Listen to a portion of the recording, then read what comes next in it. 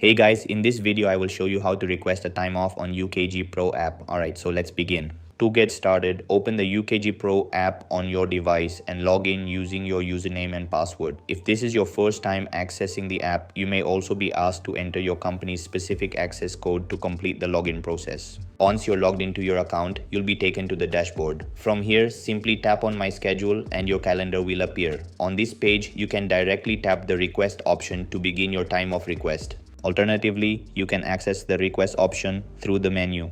Tap on the menu button located at the bottom right corner of the screen. From the list of options that appears, select Time and Attendance. Then choose My Calendar. This will bring you back to the same calendar page where you can tap on Request. After clicking Request, you'll see several options. Select Time of Request, then enter the required details such as the date and duration of your time off. Once everything is filled in, your request is complete, and that's it. So that's basically how you can request a time off on UKG Pro app. So that's all for this video.